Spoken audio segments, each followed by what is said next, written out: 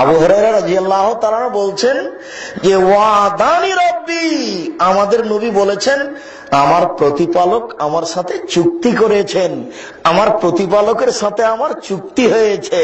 আমাদের নবী বলছেন আমার প্রতিপালকের সাথে আমার চুক্তি হয়েছে, আইয়ুদখিলা মিন উম্মতি ৭০,০০০ মিগারে হিসাবুল আজাব, আমার উম্মতের ৭০,০০০ মানুষকে জান্নাতে দিবেন, হিসাব নিকাশ হবে না।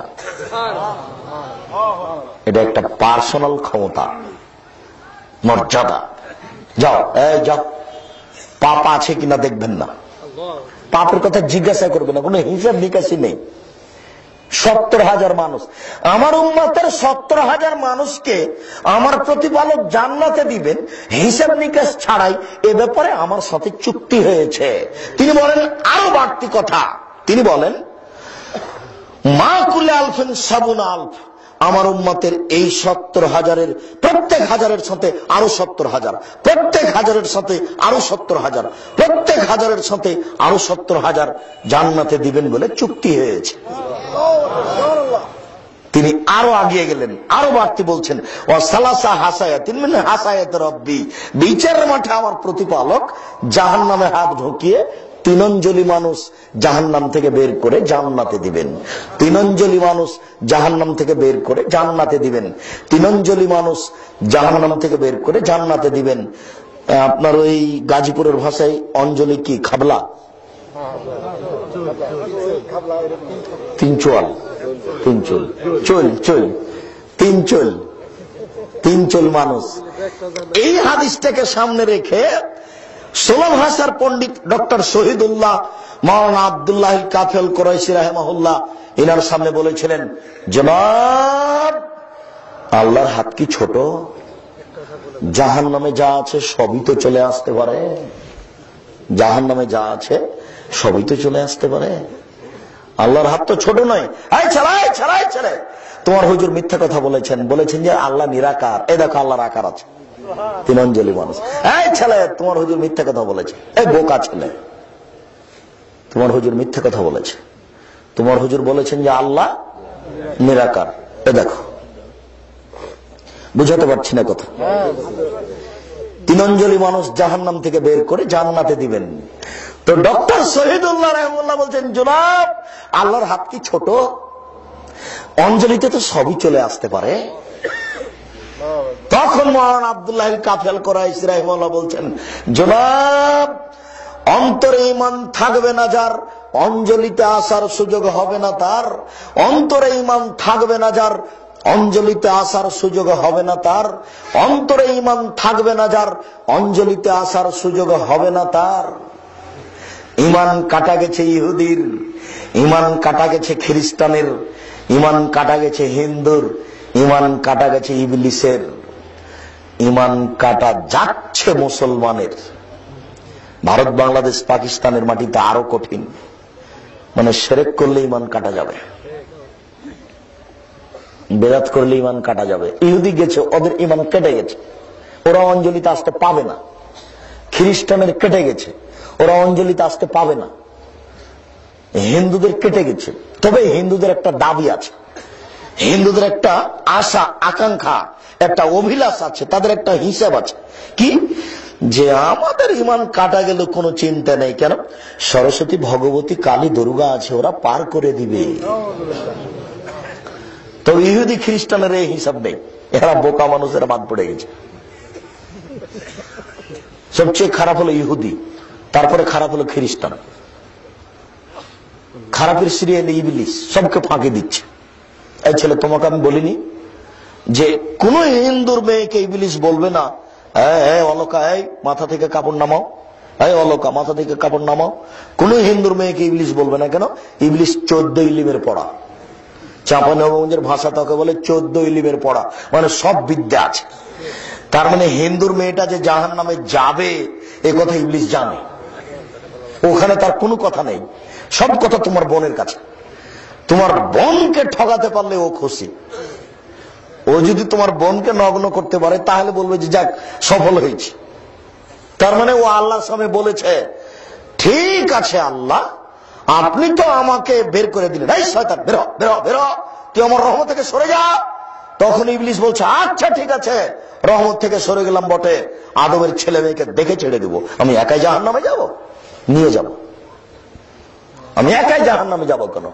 কিভাবে আদমের ছেলে মেয়ে জান্নাতে যাই সেটা আমি দেখে নিব। আল্লাহ এই কথা বললেন না, আচ্ছা ঠিক আছে আমিও দেখে নিব, এ কথা আল্লাহ বলেননি। খালি বললেন আচ্ছা ঠিক আছে যা। সব শ্রেণীর মানুষকে পারবি না, এক শ্রেণীর মানুষকে পারবি না। তো এখন আমি তার মধ্যে আছে কিনা, এটা বিপদ নয়? আল্লাহ বললেন আচ্ছা ঠিক আছে যা, তবে এক শ্রেণীর মানুষকে পারবি না। তাহলে এখন আমি আর আপনি খুব বিপদে আছে। এই জন্য আল্লাহ বারবার বলেছেন ও কিন্তু স্পষ্ট শত্রু, শয়তান কিন্তু স্পষ্ট শত্রু, শয়তান কিন্তু খোলাখুলি শত্রু। তার মানে আল্লাহ তো আর বলেননি আয় যা আমি দেখে নেব, তাহলে তো একটা কাজ হয়ে যেত। কিন্তু এই কথা আল্লাহ বলেননি, খালি বলেছেন এক শ্রেণীর মানুষকে পারবি না। তাহলে আমরা খুব বেকাদের মধ্যে আছি। শুনুন মুরব্বি, আর একটু কথা শুনুন, এদিকে দেখেন ইমান কাটা যাচ্ছে কিভাবে। ইয়া আইয়ুহাল্লাযীনা আমানু, হে বিশ্বাসীগণ, আতিউল্লাহ, আল্লাহকে মানো, ওয়াতিউর রাসূল, রাসূলকে মানো, ওয়ালা তুবতিলু আমালাকুম, তোমাদের আমল বাতিল করো না।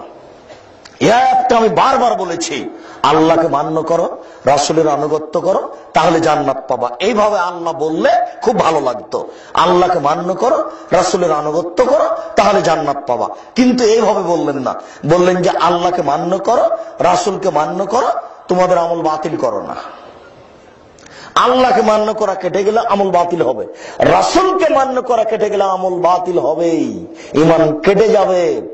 শুনুন, শিরক করলে আল্লাহকে মান্য করা কেটে যায়, বিদআত করলে আল্লাহকে মান্য করা কেটে যায়, বিদআত করলে আল্লাহকে মান্য করা কেটে যায়। আরাফার মাঠে যখন সবাই মিলে দোয়া চলে না, পৃথিবীর কোথাও সবাই মিলে দোয়া চলবে না পানি চাওয়া ছাড়া, তখন ঈমান কাটা যাবেই, আমল বাতিল হবেই হবে, কাউকে বলা লাগবে না।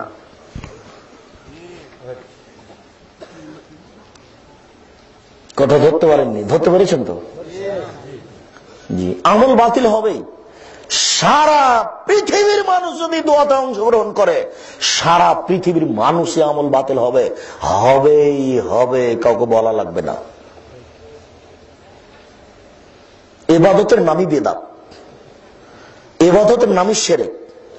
গোলাপ শাহের মাজারে গিয়ে 5,000 টাকা দিচ্ছে, একটা খাসি নিয়ে গেছে, বেটাকে বলে দিয়েছে আব্বু ভালো খাসি কিনিও, তাহলে তো খালে সন্তরে খাসি কিনেছে, মানে খালে সন্তরে শিরক করছে, খালে সন্তরে শিরক করছে। আসসালামু আলাইকুম, হাতখান টেনে নিয়ে বুকে মারলেন, এটিকে আপনি পাপ করে মনে করলেন না আপনি ভালো মনে করে করলেন? দেখেন বেদাত মানুষ ভালো করে করছে। মালয়েশিয়া গেলাম তো বলছে যে আসসালামু আলাইকুম, তারপর বাঁকা হয়ে গেল, তো এইভাবে মাথা দিচ্ছে। ব্যাপারটা কি গো? এক সালামের বেদাত যে কত আছে তার কোনো হিসাব নাই।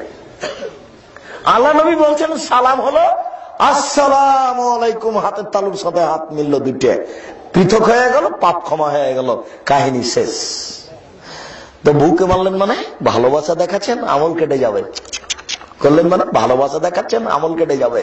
এরকম রাসূলকে অপমান করা। হাত নিচু করে এরকম করছেন মানে আমল কেটে যাবে, রাসূলকে অপমান করা। পায়ে মারলেন মানে বলছে পায়ে সালাম দিয়েছে, কদম বুঝি করছে। সালামের হাজার হাজার বেদাত আছে। সম্মানিত উপস্থিতি, আমাদের নবী মুহাম্মদ সাল্লাল্লাহু আলাইহি ওয়াসাল্লাম বলেন যে আমার সাথে আল্লাহর চুক্তি হয়েছে, আমার সাথে আমার প্রতিপালকের চুক্তি হয়েছে, আমার উম্মতের 70,000 মানুষকে হিসাব ছাড়াই জান্নাতে দেবেন। আরো চুক্তি হয়েছে প্রত্যেক হাজারের সাথে আরো 70,000, আরো চুক্তি হয়েছে 3 অঞ্জলি মানুষ জাহান্নাম থেকে বের করে জান্নাতে দিবেন। শুনুন, এখানে আরেকটা কথা আছে। ঈসা আলাইহিস সালামকে আল্লাহ বিচারের মাঠে বলবেন, ঈসা জি তুমি মানুষকে বলেছিলে আমি আল্লাহ, তুমি কি বলেছিলে আমি আল্লাহ? তখন ঈসা আলাইহিস সালাম বললেন, বলেন কি? আমি যতদিন দুনিয়াতে ছিলাম আপনি দেখেছেন, আর আমি যখন ছিলাম না তখন আপনি সাক্ষী, আপনি সাক্ষী। আমি যতদিন দুনিয়াতে ছিলাম ততদিন আপনি দেখেছেন, আর আমি যখন থাকিনি তখন মানুষ কি করেছে এই ব্যাপারে আপনি সাক্ষী। শোনেন, ইন তুআযিবহুম ফাইনকা, যদি এদের শাস্তি দেন দেন, আমার করার কি আছে, আপনি আপনার বান্দাকে শাস্তি দিবেন দেন। ওয়াইন তাগফির লাহুম ফাইন্নাকা আনতাল আজিজুল হাকিম, আর যদি আপনি ক্ষমা করে দেন, আপনি পরাক্রমশালী। আপনি ফেরাউনকে ক্ষমা করলে কেউ বিচার করতে পারবে? আপনি পরাক্রমশালী, আপনি সবাইকে ক্ষমা করতে পারেন। আপনি যদি ফেরাউনকে ক্ষমা করেন তাহলে কি কে বলতে পারবে, হ্যাঁ এত বড় পাপীকে ক্ষমা করে দিল, এটা মানব না? এই কথা কেউ বলতে পারবে? কে বলতে পারবে না। এই আয়াতটাকে আল্লাহর নবী, আমাদের নবী এক রাতে সারা রাত পড়েছিলেন একটা আয়াত, ইনতুয়াযিবহুম ফাইন্নাহুম ইবাদুকা, তুমি যদি তাদের শাস্তি দাও তারা তোমার বান্দা, যদি তুমি তাদের ক্ষমা করে দাও তুমি পরাক্রমশালী, তোমাকে কে ঠেকাতে পারে? আল্লাহুস সামাদ। এই আয়াতটা আল্লাহর নবী সারা রাত পড়েছিলেন, যদি তুমি তাদের শাস্তি দাও তারা তোমার বান্দা, যদি তাদের ক্ষমা করো তুমি পরাক্রমশালী, তোমাকে কে ঠেকাতে পারে? তুমি যদি ফেরাউনকে ক্ষমা করো কেউ ঠেকাতে পারবে? ফেরাউন সবচেয়ে বড়, ইতিহাসের পাতায় সবচেয়ে বড়